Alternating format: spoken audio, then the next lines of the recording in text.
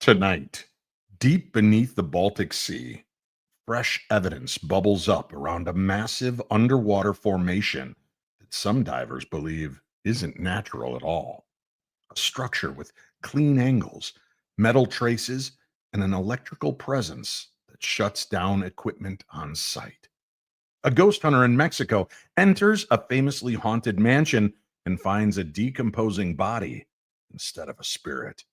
A Zimbabwean family is convinced goblins are tearing their lives apart, killing siblings, destroying marriages, and attacking victims no one can see. A meteorite may have struck a moving car, possibly the first documented cosmic hit and run in history. And the mystery of the Conjuring House takes another turn as a new player steps in and takes control of its mortgage. Strange seas, dark houses, invisible attackers, and the sky itself is throwing rocks.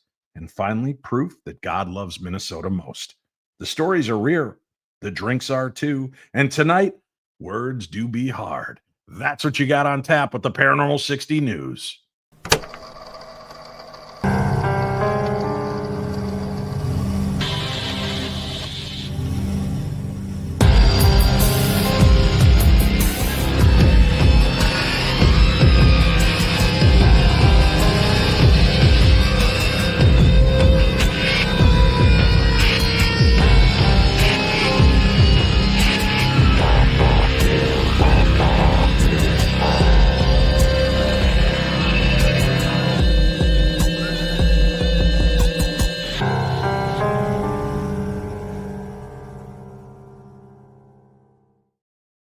Well, good evening, Darklings, and thank you for joining us here on another edition of the Paranormal 60 News. I am your host on this journey into the strange and unusual. I am Dave Schrader, your lead anchor.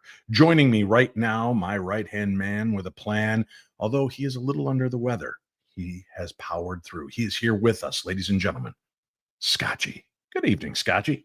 Good evening, Dave. How you doing, sir? I'm doing good. I kind of like your Krusty the Clown voice. It'll get better. It'll get better. Yeah, you know what would help that? Scotch. Oh, is that a little pink scotch? Is that something new? This is going to be a first in the history of the show, Dave. No booze? Non-alcoholic tonight. I need to hydrate. You do. Yeah, you get those vocal cords all loosened and lubricated. Speaking of lubricated, ladies and gentlemen, the paranormal detective, Greg Lawson. Ain't got no gas in it. But everybody's got are we doing all the old man voices we can come up with tonight? I like the way you talk. Thank you. Good God.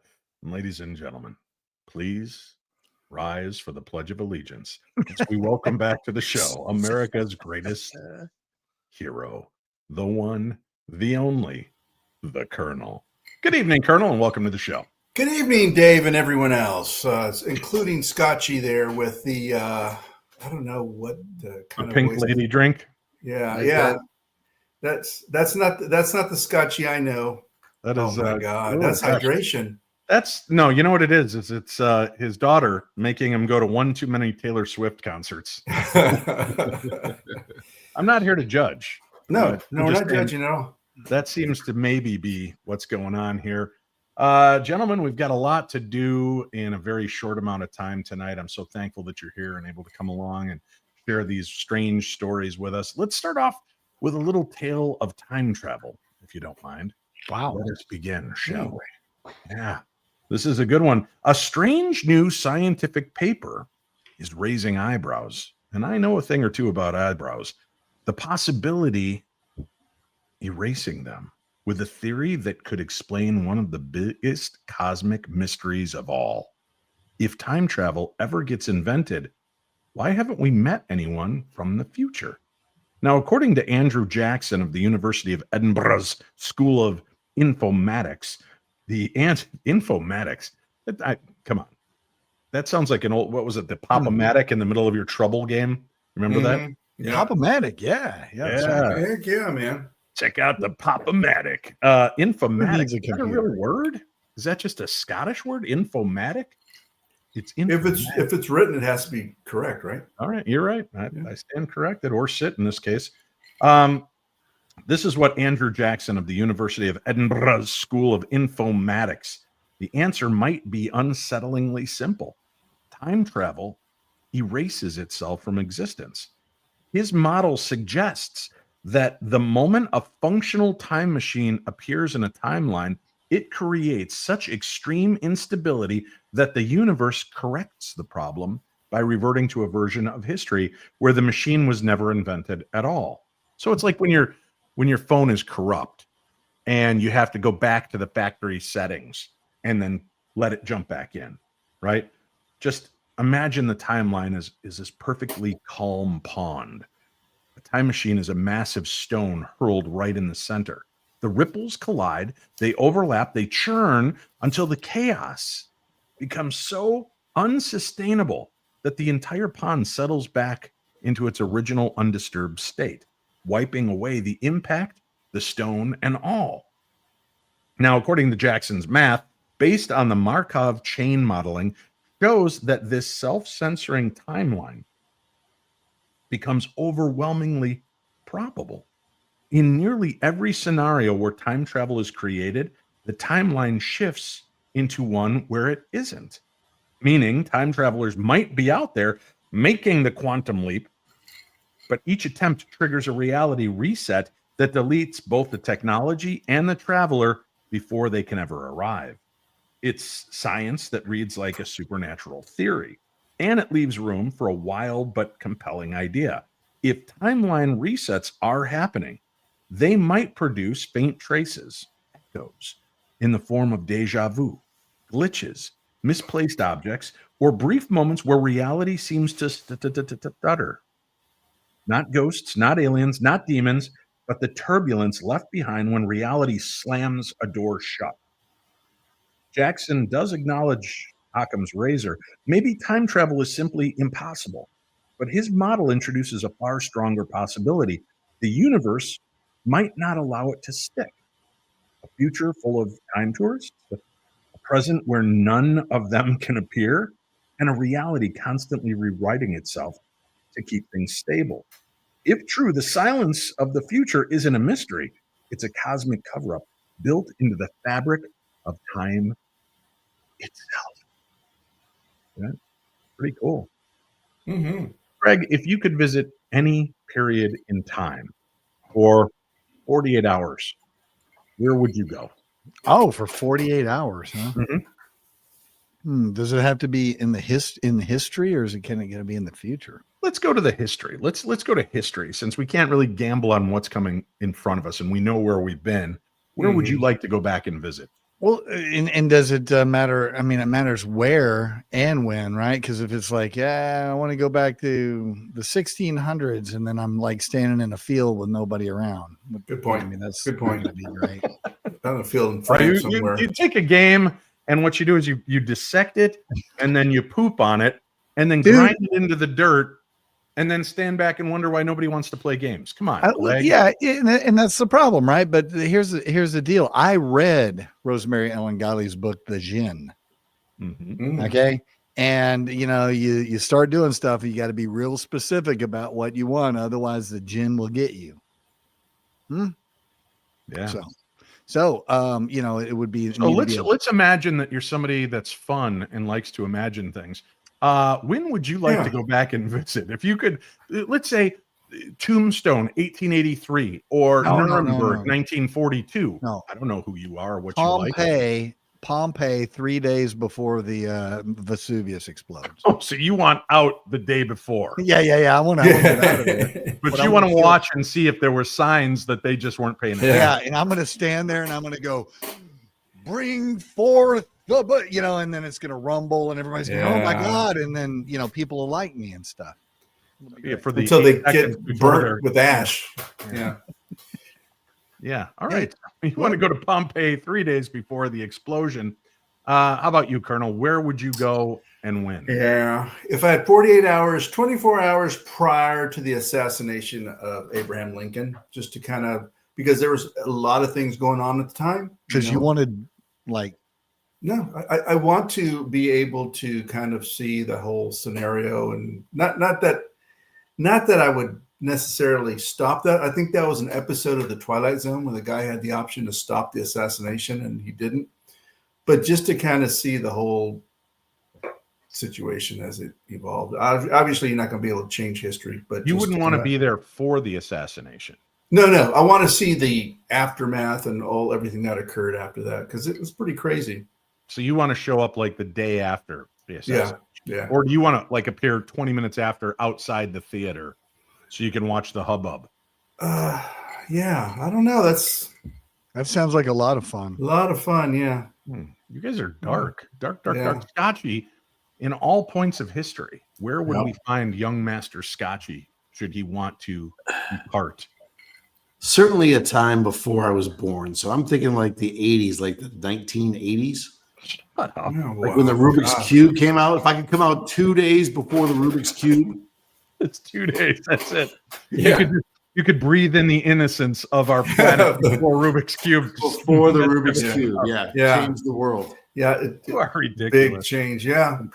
I'm curious, what would our listeners, if you're in the chat room listening and you'd like to share, give me just a quick, I'd like to see Elvis perform in Hawaii in 1977. What is the one moment in time you'd like to visit? I used to think I would love, because I love old Westerns and I love the Lone Ranger, right? I always thought, boy, like the 1880s gunslinger era. And then I watch 1883. Oh, yeah. And I realized I don't even want to watch a show about this because everybody dies from like a bad banana peel. They get sneezed on and their testicles fall off because there's no kind of cure for anything back then. Nope. Plus, can I just go on record as saying any era that there's no air conditioning? No, you don't want to be in that time period. Yeah. Maybe like if I could swing in for a 45 minute jaunt or a paranormal 60, which could mean 90 minutes. Who knows? That I'd be interested in. But I know it sounds petty, but I don't like heat and I really like air conditioning. Although, it'd be interesting to be there the moment the McDonald's scientists create the McRib. And they're out again. They are out again. Yeah, that's what I'm thinking. Are they? 3 the other day. Hell yeah. Again, how many of you would love to have been a cowboy at one point in your past? You thought, boy, I'd love to. If I could go back, I'd be a cowboy. I think all little boys did at one for point. A short time. You like imagine all it's maybe. going to take you're out there putting up some fencing and you get one splinter and it's over, dude. That's what I'm saying. Yeah, I got a splinter. Well, there goes old Greg. Time to look for a new cowhand. Yeah. Oh, my feel your jaw starting to lock up as you speak. Yeah. I can't talk. Okay, Chris Schoberg says, honestly, I'd like to storm Omaha Beach. I'm betting that's an unpopular choice. Yeah, that's people don't like that one. Yeah, I don't know. No, but I can see this. Yeah, I can see him wanting to do that. Yeah, I don't. Let's see. Paranormal Pastorus. I'm sorry. I think it's Addie, if I'm correct. Says, I'd love to relive the 80s. But the 80s were fun, man. Yeah, the 80s were great. I don't know that they would be as Chachi great. Would know, but old guy like me. I'm like one swastika between my, eyebrows, between looking like a complete psychotic. Because remember, I did shave my head. I was one of the people in the early 90s to shave my head bald, and my dad looked at me and he goes, "You look like Charles Manson. What the hell is wrong with you?" I'm like, really? That's where you're going with this? Yeah. Oh, not even like you look like Jean-Luc Picard. Nothing like that. My dad went straight for to Charles. Like Charles Manson. Did Charles Manson shave his head? I thought he had long hair. No, he did. But remember, there was that period of time when he had the head shaved and he had the swastika. That made the swastika really pop. In case you're wondering how to make your swastika pop, it's by shaving it between your eyes and then shaving your head. Let's see what else we have here. Music says she too would like to visit the 80s. You know what? Here's the funny thing. If I was going to go back in my own timeline, could you go back in your own timeline and kind of like quantum leap into your younger self? Oh, boy, I wish I could do that. I don't. Because imagine now you're a 50-year-old man, 58-year-old man, and you pop back in, and there's your hot 15-year-old, 16-year-old girlfriend. Things start feeling a lot ickier. No, no, no, no. I'm just thinking about the things I should have said. You know, Like, you I'm know, sure there's just like some sort of lyric in a stick song you can things probably I should have said. There are things man. that you should have said like 15 minutes ago there, Greg, so it's like you don't have to need the time machine for that, right, Colonel. Yeah. Let's see. Kieran Amore says 1865 at the signing of Appomattox. Oh yeah. Was that a Been pop good. band? Was that a synth pop Wow. band? There's back a lot, in- Jeez, quite come a on, bit of come on. syphilis going on around there. There's Wow. lots of syphilis That's the going part on. you cue in on. A lot of syphilis back Well, then. it was a party. It was a big party, and then it was a problem. A field in Roswell in 1947 watching a certain Mhm. crash. Brian, I don't know if you learned the lesson that Greg tried to share. You have to be specific because A, what field in Roswell? And B, what if you're in the field that the UFO crashes into and you're Good splattered on the point. windshield? Good point. Greg You look brought like up a very good point on that. You look like a Garfield from the 80s stuck to the inside of your windshield. Hmm. You have to be I got careful. something about windshield that I might address that a little later on. All right. Ooh, Ryan at wow. the top says, I'd like to be present for Roswell. Let's see. I would go, Mark Lanu says, I would go back to see Randy Rhoads live. That's pretty good. Mhm. Chachi digs that one. Is it live or live? No, probably both. Alive and live. Yeah. How about Dusty Roads live? That would be good. That would be Karen Fry says, I'd like to go back to 1969 and go to Woodstock. Now, Hey. here's a real queer little twist. Since you brought up Dusty Roads, Yeah. and the 60s just came up. So I was It's the American dream, you know. I know. Yeah. It's 1986. I'm in California at the Hollywood Holiday Inn because there is, of all things, believe it or not, before I was attending paranormal conventions, I would attend a monkeys convention from time to time. And I was friends with a lot of the people that ran the convention. And I had been out in the lobby talking to Davy Jones of the Monkees and Peter Noon from Herman's Hermits because they were out touring together. The Monkees, it was this kind of happy together tour. So they had Flo and Eddie from the Turtles. They had Mark Lindsay from Paul Revere and the Raiders. They had Peter Noon, dropping a lot of names here. And we decided to go into the bar to have a drink. Okay.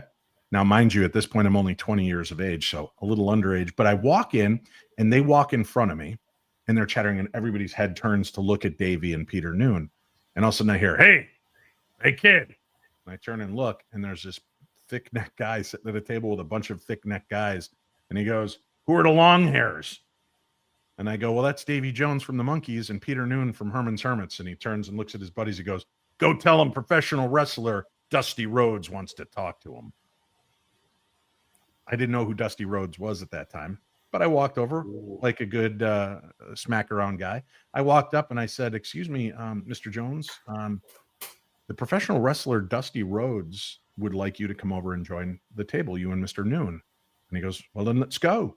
And we walked over and they sat down and I got to sit at the end of the table and watch two legendary musicians talk to 3 or 4 legendary wrestlers. I don't remember who the other guys were, but I knew Dusty Rhodes because he told me who he was.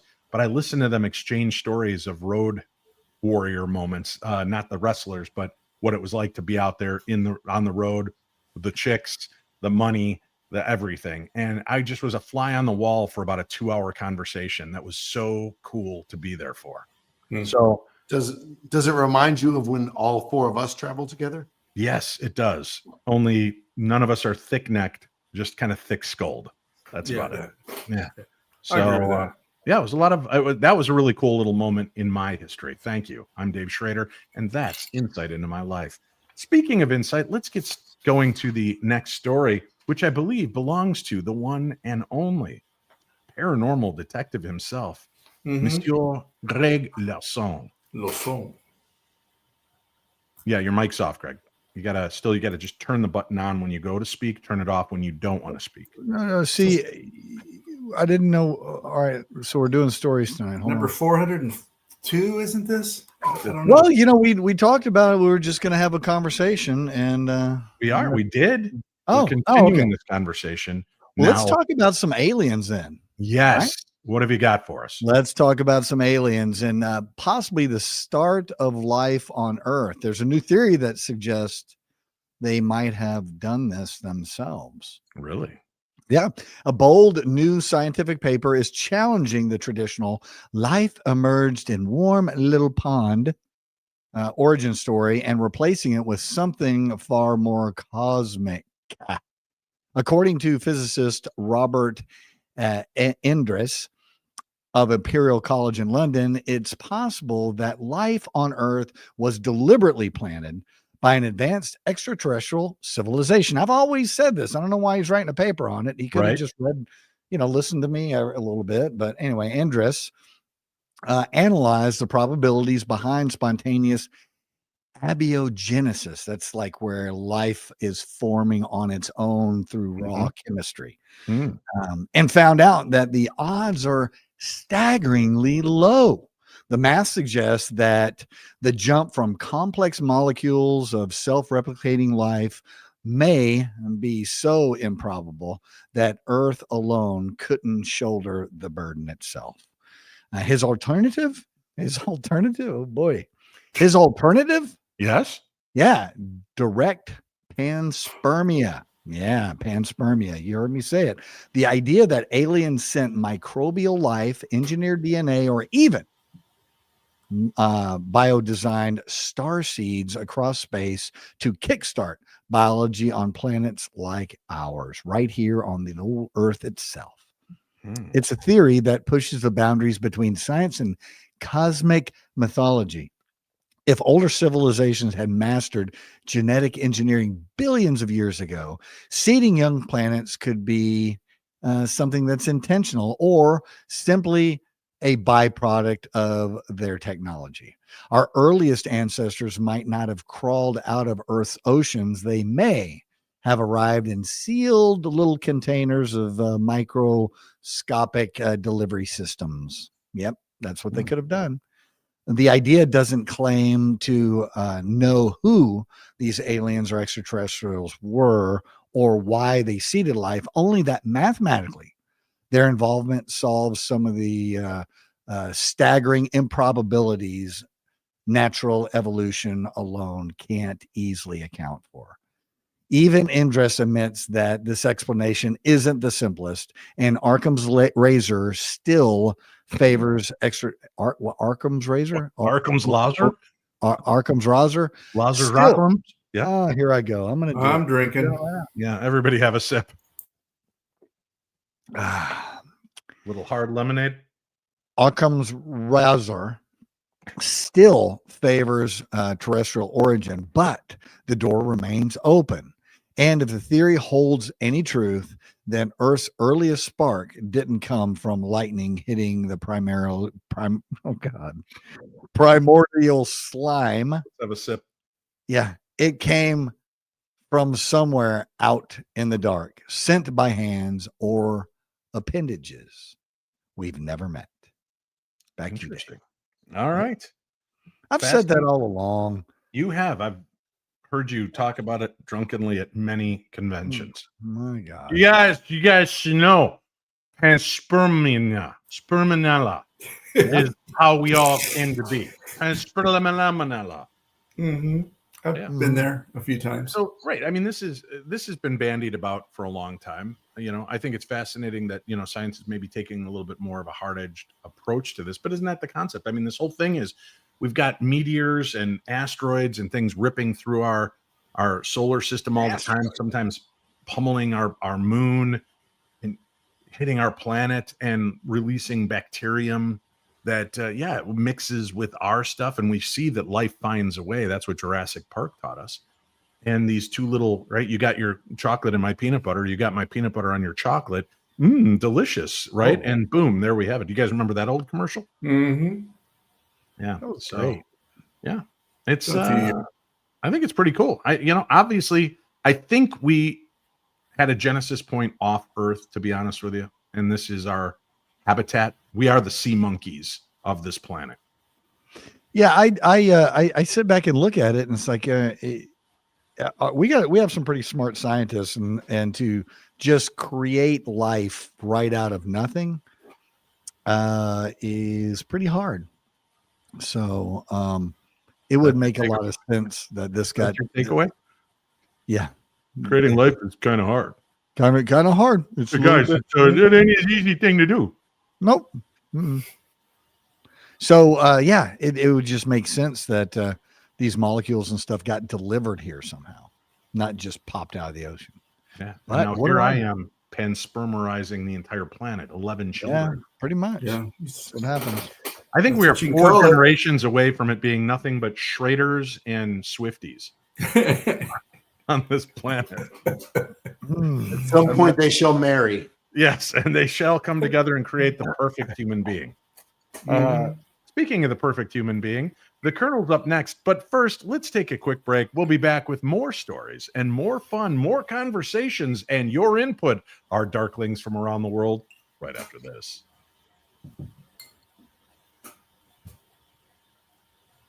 Hey, everybody, how would you like to come hang out with 3/4 of the Paranormal 60 News crew? That's right.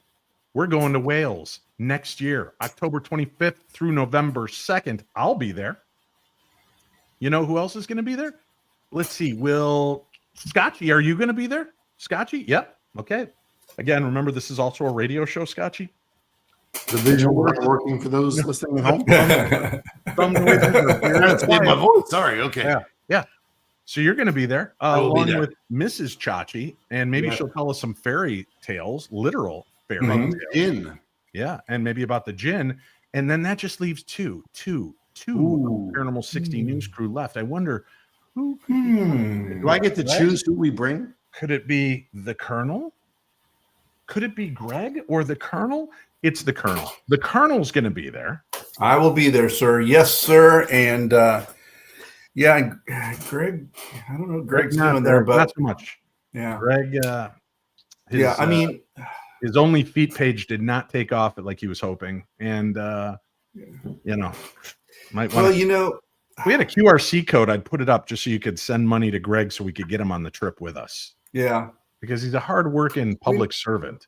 I think the whole team needs to be there, quite frankly. I agree. Greg, do you just want to ride in one of our bags? You could, I could bring it. I've done that before. Is it you say in or on? A little bit of both. A little bit of both. Yeah. The Wonder of Wales will be taking place next October and the beginning of November. I'm very excited about that.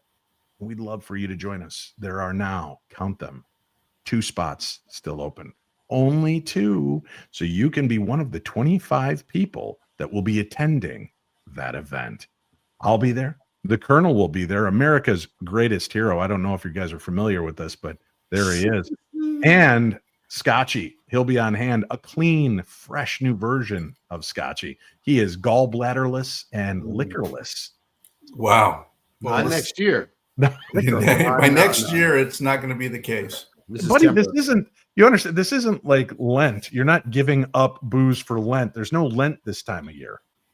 When does it happen? See, In Lent this is season. my personal Lent. Is it? I think that should be the name of our next album. Our My personal personal Lent. Yeah. Yes. I like that. So if you guys want to join us, only 2 spots remain. Two spots remain. You can go find more information at darknessevents.com. Darknessevents.com, where all of the places I'm going to be next year are listed, so you can go check it out. And as a matter of fact, there's still 2 events coming up this year. This weekend, I'm going to be at the Shanley Hotel in Napanock, New York. So if you are near Napanock, New York, and you'd like to come out and spend a little time with me, Shane Pittman, and Cindy Keza from Paranormal Mysteries, The Holzer Files, Ghosts of Devil's Perch, 28 Days Haunted, this is your opportunity. There'll be ghost hunting. There are gallery sessions with Cindy Keza. There may even be some canoodling. We might be talking and sharing and having some fun and a couple of drinks. So if you're interested in a pizza party with your favorite paranormal pair, there's 3 of us, but that all rhymed better in my head. Then go check it out. And then in December, Lexington, Kentucky, you can see Shane, Cindy, and myself on December 14th at a comedy club in Lexington, Kentucky, where we will unleash our unwieldy knowledge of the supernatural and paranormal. We will answer your questions. We will walk you through the strangeness that we've all experienced, and no question is barred. That's right. It's a no holds barred Q&A. You can come in, meet with us, have fun, photographs. We might even be offering up some autographed pictures and such. So again, go check out darknessevents.com for more information.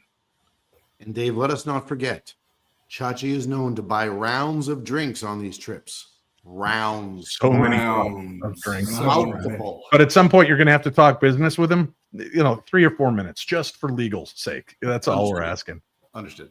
Yeah. And for the ladies, if he starts asking about your feet, that's not the business we're talking about. Don't answer those questions ever. All right. Hey guys, this being the news, how would you like to be here right now for some huge news involving yours truly?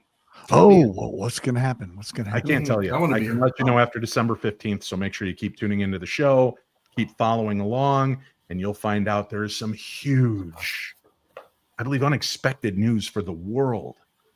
And I get to share it with you. Wow. If you were to reference 2 other world events, where would you place this one? Okay, so by 2 world events. Bring Down the Wall. That would be one of them. Big in And the ladies, 80s. and ladies and gentlemen, Elvis has left the building permanently. It's in between those two because one is so powerful for totally different reasons of freedom and new hope. The other for the loss of our innocence. I don't know where this is going. Big. But yeah, That's you big. guys can- Something to do with the loss of your innocence. Yeah, a little bit. Winnie's pregnant? No. That ain't happening again. No. I'm shaving to try to look younger. I don't want to look that young though. Yeah. Although I was told again today that without the goatee, I do resemble, and be honest with me, a thumb wearing glasses. You see it? Yeah. Thanks, guys. All right, Colonel. Yes, sir. Sir, You have we talked a little bit about windshields earlier in the show, and I anticipated that. I did, yes. Okay. And did a little research. Even God seems to hate Teslas.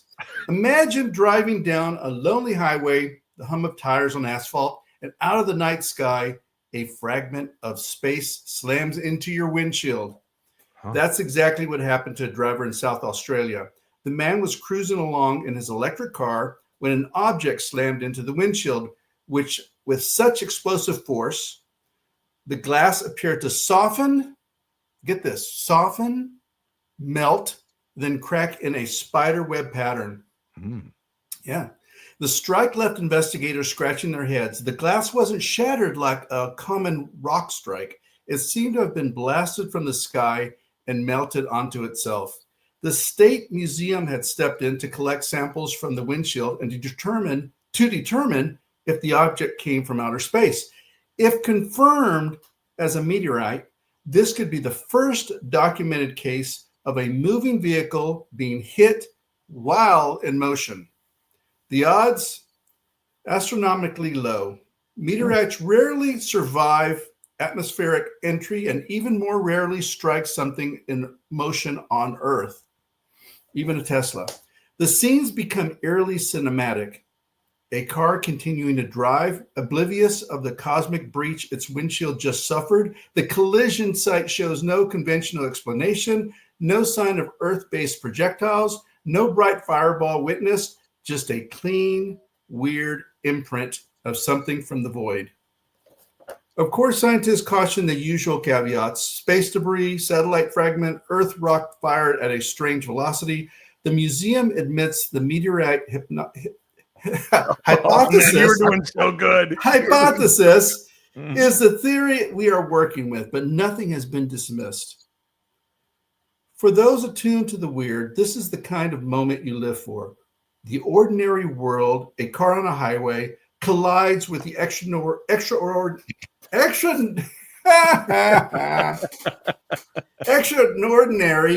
a rock from space, extraordinary. Tomorrow, that car might be ordinary again, but tonight, it carries a scar from the cosmos. All right, listen, Blumhouse Pictures, if you don't create a movie where this sentient life force strikes a sentient living car here on our planet and creates a new life form. This sounds to me like the beginning of the Transformers history here on our planet. Exactly. My thoughts exactly, sir. Yeah. See, I like that you have the imagination for it. That's why you are America's greatest hero. Exactly. Exactly. The Thank you. jaundice. Yeah. That's the jaundice. With a touch of Believe it or not, jaundice. ladies and gentlemen, Chachi has a story to share. This should be interesting, Dave. Should it be? With no alcohol, can I read any better?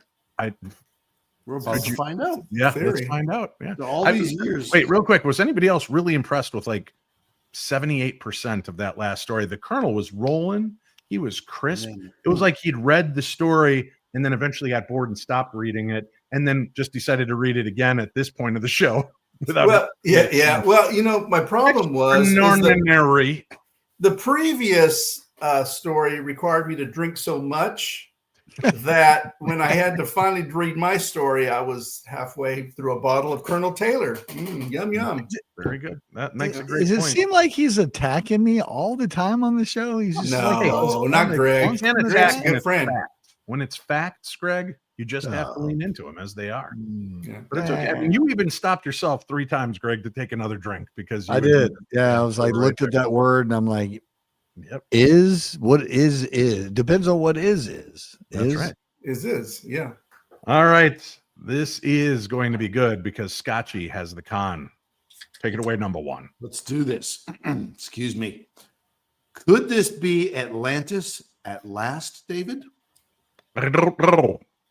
New sonar scans off the coast of Spain are stirring up one of the oldest mysteries on Earth because a researcher claims he's found massive stone ruins underwater that may match the legendary city of Atlantis. Just off Salmedina Island in the Gulf of Cadiz. Am I right? Yeah. Sounds good to me. Yeah. Good. Divers say they've mapped huge rectangular structures, walls up to 23 feet tall and more than 6 feet thick, stretching across miles of seafloor and continuing on a nearby coastline. What? According to the team, these formations are buried under layers of sediment that appear to have been slammed down by a sudden, violent event, not the slow, gentle buildup you'd expect from centuries of tides. This is where it gets strange, though. If the debris field really came from a catastrophic hit, such as a tsunami or a massive earthquake, something even more dramatic, it places these structures around 10 to 12,000 years old. That puts them in the exact time frame Plato, my favorite artist, described for a powerful civilization wiped out in a single day and night of misfortune. Now, the location also fits. Many historians believe that if Atlantis existed, it would have been somewhere near the Strait of Gibraltar. And these ruins sit right at the edge of that ancient gateway between worlds. But critics aren't convinced, Dave. Local geologists insist the formations look natural. How many times have we heard the formations look natural? Quite a few times, especially when watching the Miss America pageant. Correct. Mm-hmm. Shaped by erosion and seabed movement rather than human hands. Once again, no tools, carvings, or artifacts have turned up. At least not yet. Still, the images are hard to ignore. Enormous geometric blocks buried deep, aligned to cleanly dismiss without a second look. And if civilization did once stand there before the sea swallowed it whole, yeah, sorry about that one, guys. That one sounded like the monkeys there for a second, didn't it? It would rewrite human history, pushing our timeline of advanced culture thousands of years further back. For now, the ruins lie silent beneath the waves, but the legend of Atlantis just got a pulse. Back to you. Good job. Good job. That's amazing. Amazing. I love the way you wrap that. That was I'm watching the chat room. They're not happy, Josh. There was only 1 or 2 sips that were given out during that entire story. You were clear thinking. You weren't bleary-eyed. You didn't speak in cursive, as we like to say when you're drunk talking. Yeah. What if every time my voice goes back to my 14-year-old self, you drink during that?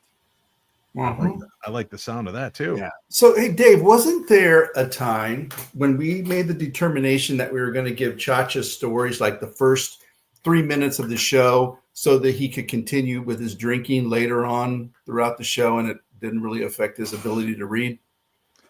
Yeah, but I don't know if you paid attention to the beginning of the show, he's drinking ginger ale now, cherry flavored ginger ale.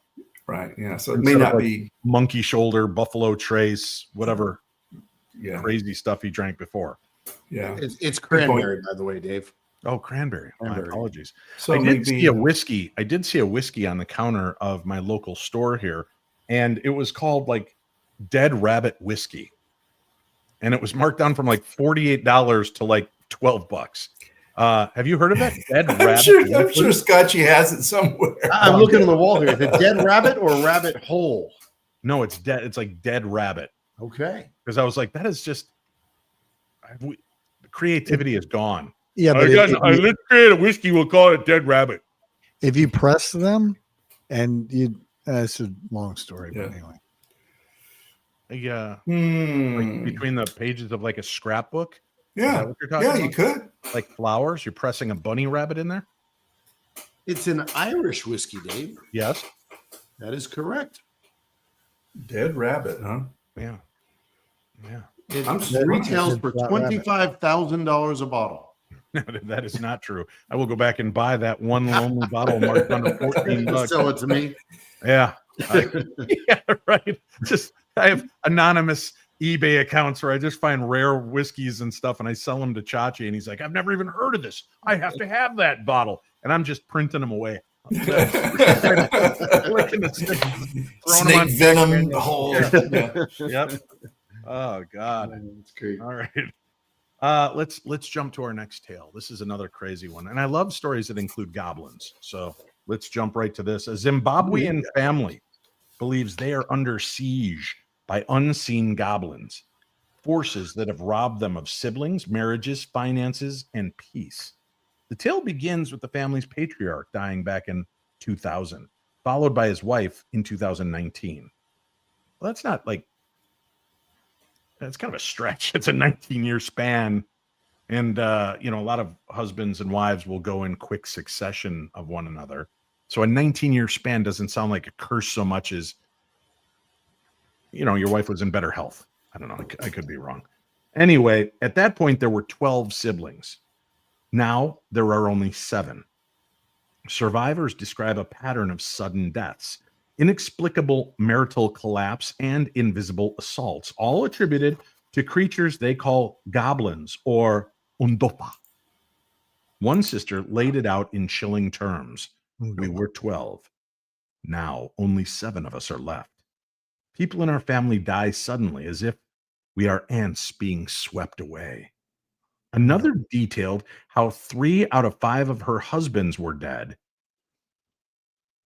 I think I've seen this story on Dateline or Forensic Files. Greg, does the alarm of the paranormal detective begin to ring when a woman has 3 dead husbands out of her 5? Yeah, especially in Zimbabwe with their really good health and medical, Attention, yeah. profession. Yeah. Yeah, maybe they're just chugging away on Irish whiskey, Dead Rabbit, and it just Dead rabbit. takes Dead them out. rabbit could do it. I like this. The last 2 husbands, they were clued in. They figured out what was going on. Another detailed how 3 out of her 5 husbands were dead. The other 2 simply walked away. Huh. The other 2 are like, we're out. That's it. Men in the community no longer dare approach the family's women, fearing the same specter of misfortune. Now, they report bizarre, nightmarish assaults, young women claiming to be molested by invisible forces, family members losing jobs or experiencing frequent car accidents, funds vanishing inexplicably. At the patriarch's grave, the family found ritual-like objects, colored ribbons, a pot with a knife inside, planted without explanation. In Zimbabwean folklore, entities like tokolashes or ondofa are believed to be sent by witchcraft to harass and harm their targets. Attacks, often invisible, violent, and deeply disturbing. Disturbing? Just let's go with disturbing for 100, Alex. To those that are affected.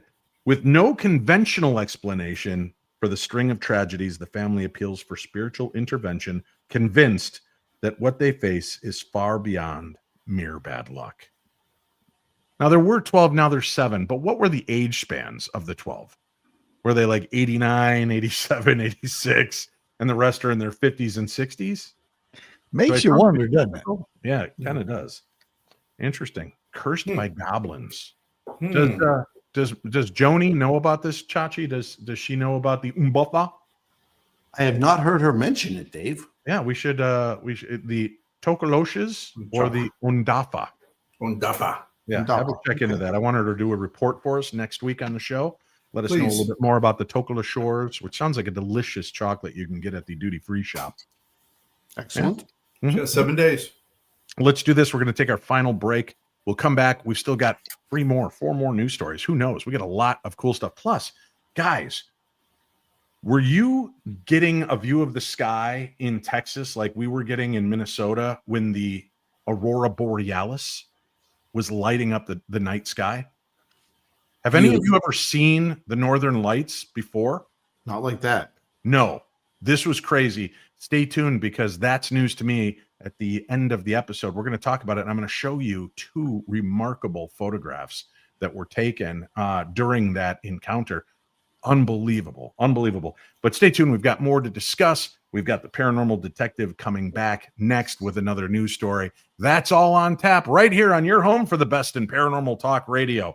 I'm Dave Schrader. That's Chachi, the Scotchy, the Colonel, and the paranormal detective Greg Lawson. We'll be back right after this. Oh, are you reading me? Come in. Hello? Greetings from the Shadow, and welcome to Shadow Zine.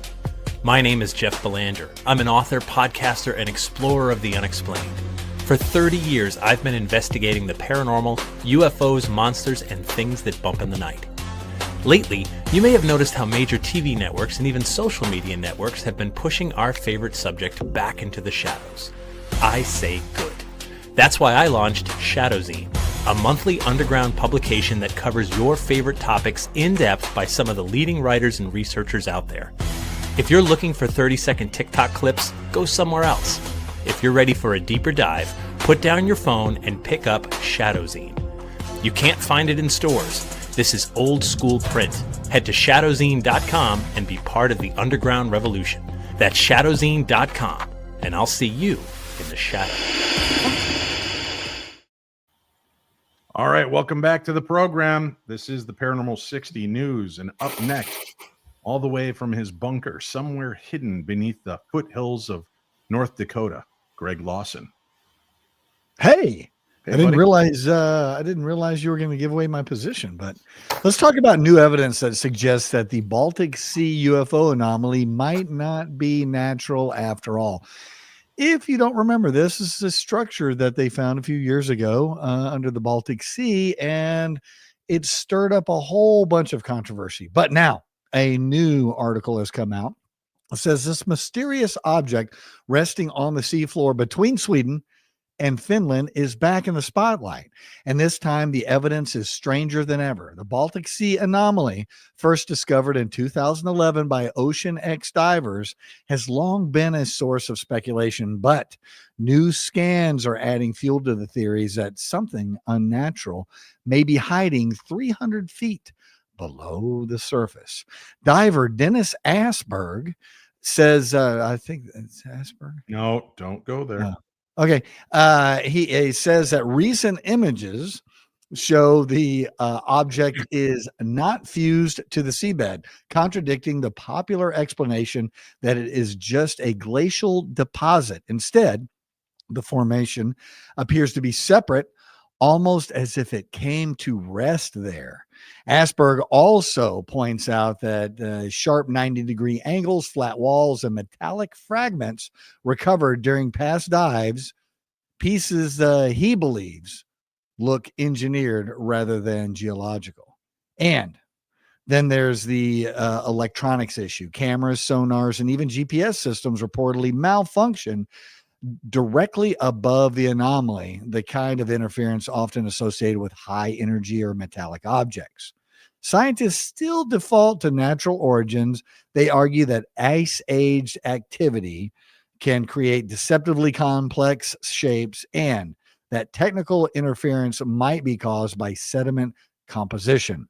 But the new detail that has breathed fresh life into this mystery, and is it a crashed craft, or a forgotten structure from an unknown civilization, or just a rock with a talent for messaging? Golly, there went. Okay, there we go. Golly, That was it. watch the language, man. This is a family show. Golly. Or just a rock with a talent for messing with equipment, not messaging with equipment. No. For now, the Baltic Sea keeps its secrets, but the latest evidence suggests this underwater enigma may not be done surprising us. Amazing. Now, this is a pretty interesting thing, right? Many people have seen it. There's some photographs that almost look like the Millennium Falcon, Mm-hmm. the way it's shaped underneath there. Really does. I mean, and they've been talking about this for quite a while, that there's a lot of strange, anomalous things that happen. Now, Greg, you are a dive recovery specialist. The deeper you get into water, does that also have an impact and an effect on the equipment? Because you're getting lower, the pressure's changing. Will that start to make anomalous activity happen to different pieces of equipment? Absolutely. Yeah. That's one thing you can count on, is where you're going to lose communications. You're going to definitely lose navigation. And it depends on what kind of equipment you're using. But if you're diving at 300 feet, that would be considered technical diving. And the equipment that you would use for that would be very, very expensive. And there's all kinds of things that can go wrong with it. You know, when you look at what the Titan did going down to look at the Titanic, that's on a completely different level of pressure from 300 feet, but still 300 feet is a significant amount of that's 10 atmospheres. So the pressure that's around you is 10 times what it is where we're just sitting now. So all kinds of things can happen there. The underwater communications and GPS stuff that they were talking about is something that's not surprising at all. Well, there are those deep dive little submersibles that they can send down to videotape this. Have you seen, is there any compelling footage from this that they've sent down that can prove that it's not just rock? I have not seen that, and I don't know why they haven't sent something down there just to, I mean, it would, I'm assuming Or just not being allowed to see that footage. it could be that. Yeah. Like Three Eye Atlas. Right. Mm-hmm. Yeah. Hmm. I don't know. I think it's compelling. I think it's interesting, but kind of tying back to the Atlantis story, I meant to ask at that point, why do you think it seems so important for us to believe that Atlantis and Lemuria existed? So I think contemporarily people today have heard all of these legends, and a lot of this stuff has come true. And it makes complete sense when you look at it. Dwarka, where Krishna came from in Hindu, in the Hindu religion, from India, there is a huge city in the Indian Ocean, and the Indian authorities have blocked that whole area off. Ships can't go in that area, and you're not allowed to go in and dive. You're not allowed to do anything. They've just isolated that area. And I'm guessing they've done that for religious reasons. They don't want to go out there and do any kind of forensic examinations that may contradict what the Bhagavad Gita says, or In the Gadavidita. Gadavidita Gita says. And it might be that. It might be, they're trying to figure out how they're going to themselves go down and map it and secure it and everything. But it's just amazing because they talked about it, and they in their books, and they think it's a legend. Well, no, now, and it's only like Dave, it's in less than 100 feet of water. It's very shallow where this is. That's going to be fascinating because that lends credibility to there was actually a person named Krishna. that did some pretty amazing things. And so you look at stuff like that. Atlantis, we look at Plato and some of these guys, we go, these guys are pretty legit, they're pretty honest about what they say and et cetera. And when they write about something, I want to believe that this was a thing. One of the really coolest, not coolest ones, but one of the really cool ones is in the North Sea. It's only in about 90 feet. It's called Doggerland. It was a giant community right there. And it's between like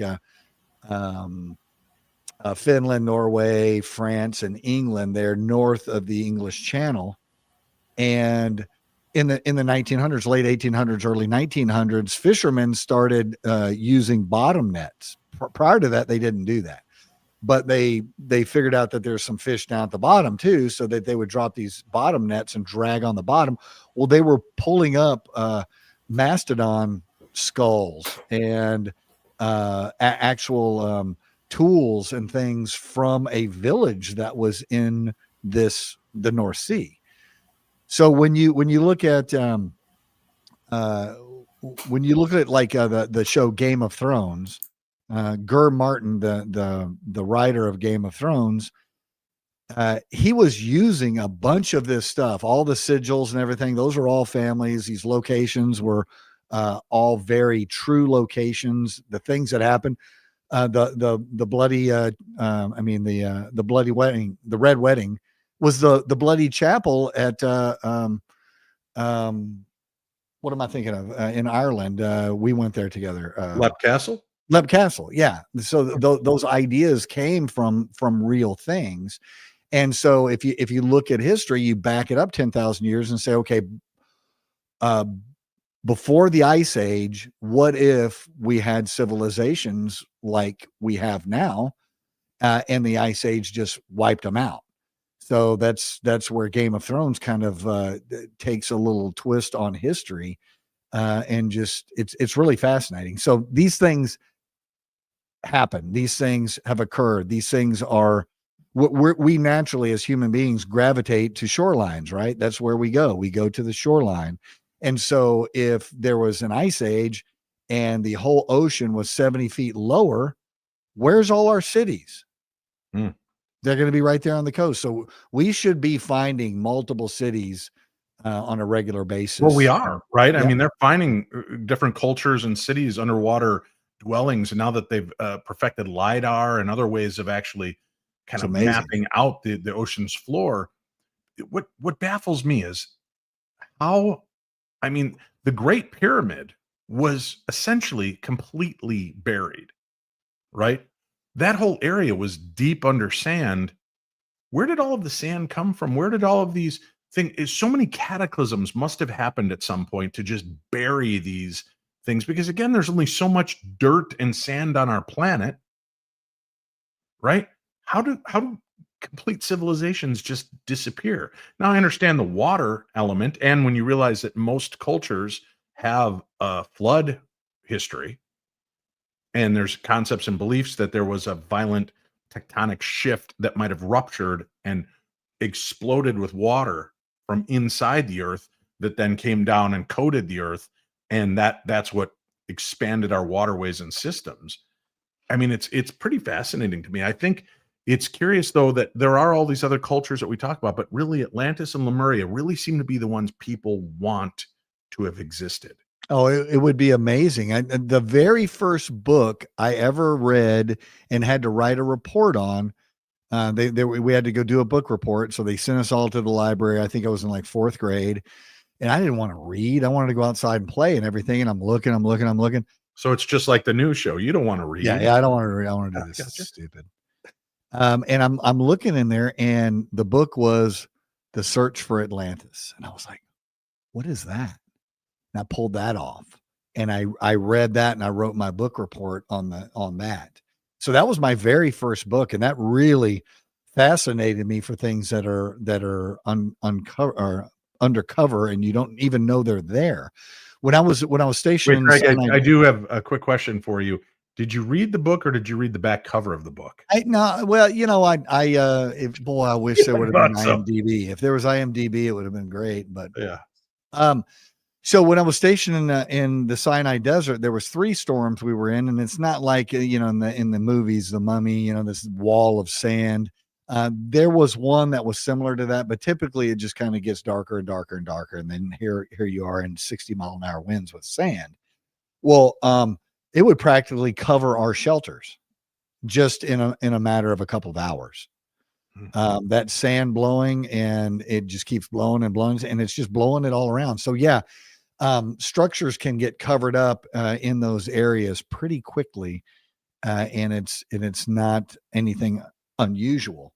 And that's the other thing about when you go to these other places, people could see things. Let's say they're living in this location, it's their backyard, and they see something. They were born there, and they see something. They just don't pay attention to it. And new people come in and they see these things, and they look around. They go, "Wow, that's amazing!" But I guess it's nothing special because nobody else is talking about it. And I saw the Library of Alexandria. We were transporting prisoners from Cairo West to Alexandria, and we were on a ferry. And as we're cruising through that area, you could see a structure, and you could see statues underwater. And I was like, "You see that?" Yeah, I'm talking. A guy was named Fullenkamp, Sergeant Fullenkamp. I'm like, "Did you see that? Did you see?" He's like, "Yeah, man, that's crazy. This stuff's everywhere." And we just blew it off. And then 30 years later, they find the ruins of the Library of Alexandria, and that's what we were looking at. And we just figured the Egyptians knew that because the stuff's everywhere. It's like going to Rome. The stuff is scattered everywhere. There's nothing special about it, you assume. So, Wow. Yeah. Colonel, we're going to your homeland for this next one, right? We are, sir. We're going to Mexico. Okay. That's right. Here we go. Haunted house gives up the ghost in Mexico. An influencer named Kevin Aguilar was deep inside the abandoned Mansion de los Duendes in Reynosa, Tamaulipas. Tamatia. Yeah. Cameras rolling, searching for ghosts when he stumbled into something far more shocking. A human body in advanced decomposition lying within one of the mansion's rooms. Kevin entered the rundown building around 9:30 p.m., intent on documenting alleged paranormal activity that locals say had haunted the place for years. During his tour, he entered a bathroom, detected a foul odor. That was odor, sir. And turned to find the dead man. He immediately fled the premise and alerted authorities. Responding teams from the State Guard and forensic investigators arrived at the site and discovered a male corpse between the ages of 60 and 65 years old, clad only in jeans and with no documents. Early examination found no obvious signs of violence. Investigators are treating the possibility that the man was homeless, wandered into the mansion's maze of rooms, and died of natural causes. The Mansion de los Duendes has become a hotspot for urban explorers and ghost hunting influencers, thanks to stories of strange lights, eerie noises, and dark figures flitting between walls. Now the legend has taken a turn into grim reality, a ghostly invitation turned into a crime scene. Pretty scary stuff there. I don't know. You all that have done a lot of ghost hunting, have you ever come across anything that was of that nature, like dead animals, dead humans, dead? I've not found thankfully a dead human. I have found a couple of cats and nothing that was nefarious. I think they just were sickly and got caught up in there. Sure. Thankfully nothing human in nature, but we hear reports of that. I think like once or twice a year, somebody goes into some of these old abandoned buildings to do some urban exploration or ghost hunting, and they uncover bodies. We were talking about Lep Castle a while ago, and the Darbies when they bought it during the late 1800s, and they did that renovation. They pulled that, they rebuilt that one wall below the Bloody Chapel, and they pulled 32 bodies out of the wall, right there. And they were killing them up in the chapel, and then throwing them in that oublet into the wall, and they would just die in the wall. And the Mildred Darby and her husband, they buy the place, and she's like, let's fix this place up. Let's fix this wall right here. They start leave the wall there. Leave the wall falling out of the wall. Wow. So, how many bodies? 32 bodies? I want to say there was 32. Yeah. Jeez. All right. Well, talking of mysteries hidden within plain sight, the Conjuring House is back in the news again. Chachi, take it away. Well, I noticed earlier in the show, a number of folks were actually talking about the Conjuring House. So there's a weird kismet here that people have already got this on their mind. Well, that and it's in the opening of tonight's show. Dave, I don't like to look at things that are right in front of me. Yeah, I know. I'm aware. Let's do this. Let's go. Conjuring House, one of the most infamous haunted homes in America, has entered a new chapter. Not through a sale of the property, but through a shift in who controls its debt. A newly formed company called Summit and Stone LLC, created by YouTuber and paranormal content creator Elton Castee, has purchased the mortgage on the 18th century farmhouse. The move effectively puts Castee in the financial driver's seat, even though he does not own the house itself. Ownership still remains with Jacqueline Nunez, who bought the property in 2022 and has continued to run it as a paranormal attraction, hosting investigations, tours, and overnight stays. Her ownership was placed in jeopardy this fall when the previous lender, good old Needham Bank, initiated foreclosure proceedings. We all remember there was a Halloween auction that had been scheduled. Yeah. Date that kind of a little unsettling on brand for that. That the auction was abruptly canceled when the mortgage was actually sold instead. Now, Summit Stone, them holding the loan, the immediate threat of foreclosure is paused, but the future is still uncertain. Castee holds the power to renegotiate, restructure, or reactivate proceedings depending on how the financial situation develops. For a home already steeped in stories of spirits, curses, and unrelenting supernatural activity, the timing adds another eerie layer. The house's haunted legacy continues to draw crowds, but behind the scenes, the home now sits at the center of a quiet financial tug-of-war. And the next move lies not with the spirits of the farmhouse, but with its new mortgage holder. The lights remain on, the tours continue, and the legends echo through the halls. But the legal and financial shadows around the Conjuring House just got a bit darker. Now, how does that work, Chachi? I know you understand the banking industry. If a house is going up for auction, I can just go in and buy off the debt. You can. You'll hear about this sometimes, like the steps of the hell are they called? Courthouse. Courthouse. Thank you, Greg. See, Greg knows a little bit about everything. Yeah, the steps of a courthouse, right? You just buy the debt. A lot of times, banks will bundle it and sell hundreds, if not thousands, of houses. In this particular case, it was just a single home that an individual bought, as opposed to a bank or some sort of mortgage company. So, is the concept then, if he's buying this, he's not necessarily buying the house, but he is buying the what was due, so that when it does get sold, he gets paid first. Correct. Oh, yep. Because he's basically the bank now. Really? She owes him the money as opposed to Needham Bank. So and she's making a claim that she never had a mortgage on the place.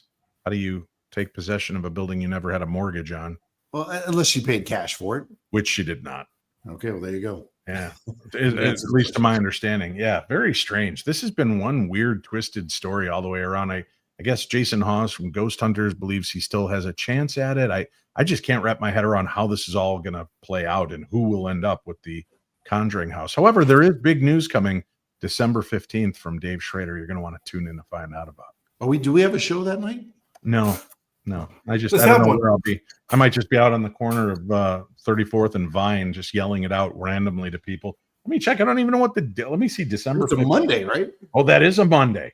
Yeah. Oh. Ooh, you have a show. See, I wonder if I should go live from where I will be at that point to make the announcement. Ooh. I think that would be a good thing. Something to think 34th about. and Vine. Isn't there a song about that? Something. Yeah. All right, guys. Let's do this before we wrap up tonight. The segment That's News to Me. This was really cool and it hit home. So last week around the United States, the Aurora Borealis was flaring up in ways that people have never seen before. I have seen the Northern Lights on 2 occasions. The first time I literally thought I was seeing reflections of a fire, and it was in Winona, Minnesota. I was walking back. I was a bouncer at a bar. I was walking back to my rental property. Not that I owned, but I rented. And I noticed this weird shimmering in the sky. And I'd never seen the Northern Lights. I grew up outside of Chicago. You can't see anything in the skies because of all of the washout. But there was like this weird green fire effect in the sky, and I couldn't figure it out. And it was funny because it's 1:30 in the morning, and I stop and I'm just looking up, and people are walking up to me and stopping and looking up. And soon we had this big grouping of maybe 75, 80 people, and everybody's just oohing and ahhing and trying to figure out what we're looking at. And we're right outside of an old folks home, right? A retirement village building. And everybody's talking and chattering at 1:30. And some guy opens his window and he goes, "It's the Northern Lights, you morons." And we all go, "What?" Like it was something new. But that was beautiful. I had never seen anything like that. And had it explained to me, I was like, wow. And then I saw the Northern Lights again, maybe 15 years later, not nearly as cool and impressive, just this kind of light flickering in the sky. And then I heard Northern Lights are really kind of a big thing again coming up this week. And people around me started sending in photographs, and they're like, "Dave, you have to see the Northern Lights out there." So I went out, and Winnie and I drove down the street, and we found this kind of darkened area by a church. And we were looking at the skies, not much, but it was weird. When you hold your phone up, you could see the colors, but looking at the sky, you couldn't see it as clearly. So we were watching it, and then suddenly the colors started to develop and stretch across the sky. It was this weird mosaic. It was like you were watching a laser light show. It was absolutely stunning. And I was watching this, and at 8:37, and I only know this because I checked the timestamp on it, at 8:37 p.m. over this church near where I live in Minnesota, I caught a photograph, and I looked at it, and I told Winnie, I said, "I think I just caught a photograph of an angel." Mm-hmm. I'm going to pop this up. This is the image I caught. And to me, it looks kind of like, this angel with their arms extended up over their head. You can see the wings, kind of the feathery look of the wings from the light. It was just so beautiful. And it struck me that this was directly over the church. And for those of you that are just listening to the show, you're going to have to take my word for it. It's pretty cool, but you can always go check it out on our YouTube channel. But I caught this image and I thought, wow, that's just so beautiful. I've never seen anything like this. And I had a whole series. And then it kind of morphed from this into like the Nexus look from Star Trek Generations, nerd alert. And I was capturing it, and I was so proud of my angel picture. And I'm like, I caught an angel. I'm sending it out to Richard Estep and Jeff Belanger. I'm like, guys, check out my angel picture. And Chris Schoberg, who's in our chat room tonight, says, "Dave, you got to see this picture a friend of ours caught." And he sends me this photograph, and quickly my heart was shattered into 2 billion little pieces. Because again, let me show you. This is my angel photograph. I mean, do you guys see what I'm seeing there? I mean, do you see the kind of beauty of this? Butterfly angel. Yeah, it's this beautiful angel looking image in the sky. And I get this image taken by Maggie Hein, Moneta. Oh God, did I say it right? Hold on. She sent me the proper way to say it, and I think I've already butchered it. Moneta, Maggie Hein Moneta, over the town of Aitkin, Minnesota. Now, interesting. This photograph also taken in Minnesota. The really interesting thing to me is it's a couple hundred miles away from where I live, taken at the exact same time I took my photograph. So let me show you mine again. Beautiful, just I think extraordinary. The reds, the whites, the feathering, beautiful. And then I get this image sent to me, which suddenly makes my image look like a slow 2-year-old with a pack of crayons gone out of control. This photograph is gorgeous. It looks like Jesus, or some people have pointed out, an angel holding a horn, blowing the horn. Mm-hmm. And guys, I was excited to see the Northern Lights in a way I'd never experienced them ever. So up in Alaska, Well, hold on. we Let me finish the story, and then we'll go to Okay. you. I want to make sure that Maggie's story gets out there. yeah. And again, I was excited to capture that photograph above my church, dubbed the Angel, and to see a photograph like this that comes out, it didn't. I joke about it breaking my heart that my picture suddenly looked like an idiot 2-year-old coloring, and this so beautifully detailed. But I literally looking at this picture, I got choked up. And I reached back out to Chris and I said, Chris, is this AI? And he said, no, look. And he ran it through an AI filter and it came back 100%. This image has been tested. This is not AI. And I'm like, what is this website? And I pulled it up and looked and I dumped in a few AI photographs I had and a couple of photographs I have that look like they were AI, but they're not. And it was able to tell me exactly which ones were AI, which one wasn't. When I dumped this photograph in, the copy I had, it came back 100%. This is not an AI photograph, which blew my mind. And the Angel over Aitken photo has become this worldwide viral sensation. Photographer Maggie Hein Moneta never expected to capture such a remarkable picture while simply photographing the aurora borealis over the Minnesota skyline. Now, what has been even more remarkable has been the outpouring of love and hope from people around the globe, from shared stories of similar experiences and photographs to people feeling at peace from the loss of a loved one. It's an overwhelming visual representation of hope. And the response from people all over the world who simply want to just pay witness to the glory that they see in this picture. Everyone's experience has been intensely personal. There's a great comfort in knowing they're not alone. And we can all agree that the world has felt dark and unsafe for quite a while now. And there are conflicts around the world.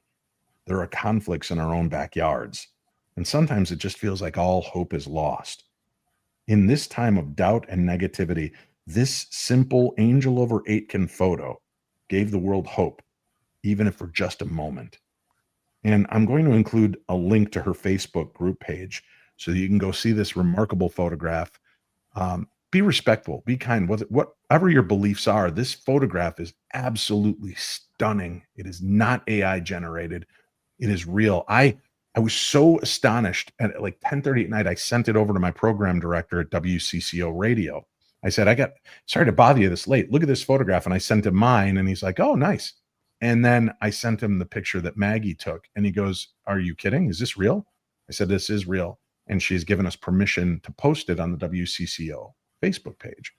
And guys, I can't even tell you. I was looking at the other news stories and other things that have been posted over the last 5 days prior to this. And everything got a couple hundred notices, likes. Some had comments, some had no comments.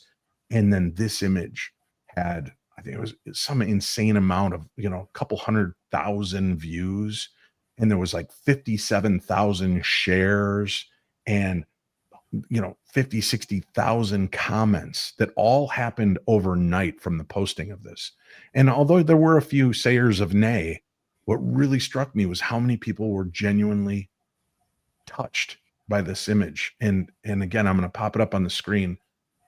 It is absolutely stunning. I've never seen anything like it. But how weird is it that 150 miles away at the exact same moment when I'm capturing what I believe to be this angel in the sky, Maggie captures this beautiful image, and it does bring this sense of hope. And there were so many people that reached out to Maggie. This is what touched me, is that people reached out to her and said, I just need to know that this is real because that means there is still hope.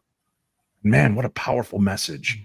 And Maggie has been very kind with sharing this photograph and allowing some news sources to carry it. It has blown up and been shown around the world. I know Maggie is now going to write a book that she's been working on for a while, and use this as kind of a jumping off point for her. I even offered to write the foreword because I was so powerfully impacted by this image, having lost my father this year, having had so many other issues that came and went through my life in the last 6 months. This moment really spoke to me in a magical way. And if you haven't seen it, check it out. Angel over Aitken, Aitkin. And if you're watching the show, you can see the image right here. And my very special thanks to Chris Schoberg for bringing it to my attention, and for Maggie for allowing me to share this story tonight and share that photograph on WCCO. Isn't that absolutely stunning? It is. That's beautiful. It's the detail is just amazing. You know, you can really see. I mean, you can And see what's the funny, horn. yeah, the horn is what was new to me. At first, I just saw this image, and to me, it spoke to me of being Jesus. And to others, it was like, no, Dave, that's clearly an angel. And then somebody said it's an angel and it's a herald of God because they're blowing the horn. And as soon as they said that, it's like those 3D pictures that you stare at and you begin to see Yeah. the detail. And I could see the horn. And in a dark era of our history, to have a herald appear in the sky in that way. And she caught these photographs, and I should ask, maybe I'll see if I can show them in a week or so. I'll show the whole series. It's amazing how this thing comes together and creates this angel, and then it eventually kind of dissipates and almost looks like a phoenix in the sky. It's unbelievably beautiful. Amazing. Now, you said you were in Alaska, Greg. What is that like to see the northern lights there? Well, so the further north you get, the more likely you're going to see them. You know, based on the perimeter of the North Pole.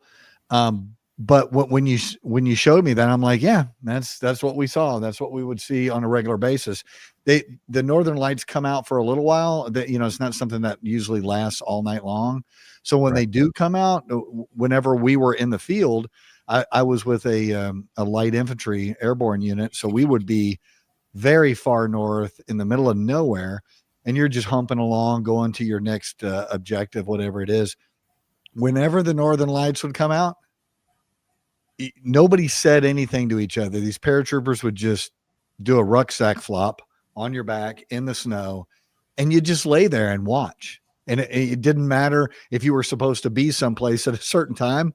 Everybody understood when they came out, just kick back and enjoy it.